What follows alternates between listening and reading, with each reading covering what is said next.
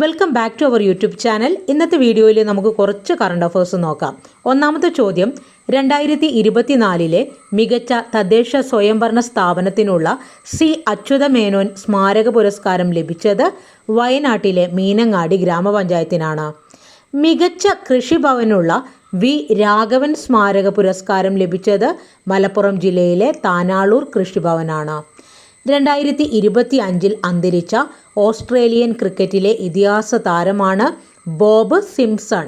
Bob Simpson ആണ് 2025 അന്തരിച്ച Australian ക്രിക്കറ്റിലെ ഇതിഹാസ താരം. അടിയന്തര സേവനങ്ങൾക്ക് പോലീസിനെ വിളിക്കാനായി പുറത്തിറക്കിയ പുതിയ നമ്പറാണ് 112. സ്ത്രീ ശക്തി പദ്ധതിയുമായി ബന്ധപ്പെട്ട് 2025 സ്ത്രീകൾക്ക് സൗജന്യ ബസ് യാത്ര നടപ്പിലാക്കിയ സംസ്ഥാനം ആന്ധ്രാപ്രദേശ്. തമിഴ്നാട് സർക്കാരിൻ്റെ APJ അബ്ദുൽ കലാം പുരസ്കാരത്തിന് അർഹനായത് ISO ചെയർമാൻ വി നാരായണൻ. GSTയുടെ പുതിയ സ്ലാബുകളാണ് 5%, 18%. മുൻപ് GSTയുടെ സ്ലാബുകൾ 5%, 18%, 12%, 28% എന്നിങ്ങനെയായിരുന്നു.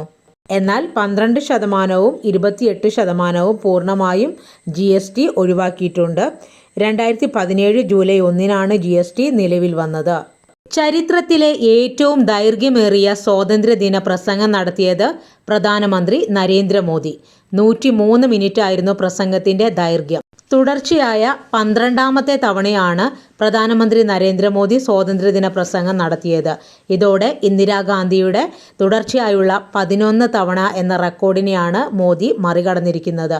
1966 മുതൽ 1977 വരെ തുടർച്ചയായി 11 തവണയാണ് ഇന്ദിരാഗാന്ധി സ്വാതന്ത്ര്യ പ്രസംഗം നടത്തിയത്.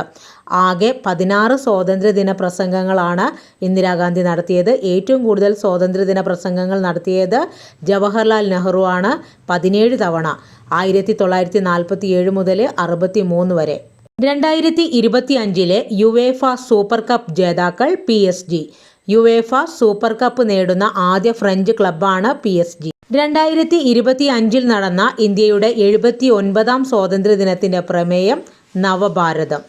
ഇന്ത്യയിലെ ആദ്യ ഡിജിറ്റൽ സാക്ഷര സംസ്ഥാനമാണ് കേരളം. കേരളത്തിൽ ഏറ്റവും കൂടുതൽ വോട്ടർമാരുള്ള ജില്ല തൃശ്ശൂരാണ്. 2ാം സ്ഥാനം വടകര, കോഴിക്കോട്.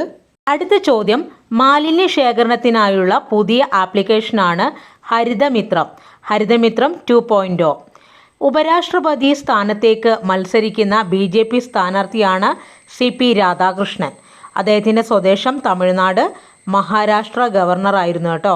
അടുത്തിടെ തദ്ദേശീയ ജനങ്ങൾക്ക് ആയുധ ലൈസൻസ് അപേക്ഷ നൽകുന്നതിനുള്ള പോർട്ടൽ ആരംഭിച്ച സംസ്ഥാനം അസമാണ്. അടുത്ത ചോദ്യം, മുതിർന്ന പൗരന്മാർ നേരിടുന്ന പരാതികളും പ്രശ്നങ്ങളും പരിഹരിക്കുന്നതിനായി സാമൂഹിക നീതി വകുപ്പിൻ്റെ പുതിയ പദ്ധതിയാണ് വയോരക്ഷ. വയോരക്ഷ പദ്ധതി നടപ്പിലാക്കുന്നത് സാമൂഹിക നീതി വകുപ്പാണ്. മുതിർന്ന പൗരന്മാർ നേരിടുന്ന പരാതികളും പ്രശ്നങ്ങളും പരിഹരിക്കുന്നതിനായിട്ടാണ് പദ്ധതി ആവിഷ്കരിച്ചിട്ടുള്ളത്.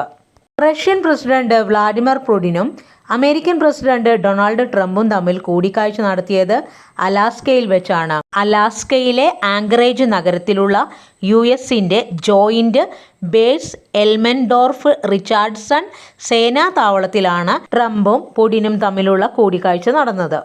ഒക്ടോബറിൽ നടക്കാനിരിക്കുന്ന 10th പ്രിലിംസ് എക്സാമിന് ഉപകാരപ്പെടുന്ന കറണ്ട് അഫേഴ്സ് ആണ്. അപ്പോൾ എല്ലാവരും നന്നായിട്ട് പഠിക്കുക. വീഡിയോ ഉപകാരപ്പെട്ടാൽ തീർച്ചയായും ലൈക്ക് ചെയ്യുക, ഷെയർ ചെയ്യുക, കമൻറ്റ് ചെയ്യുക. താങ്ക്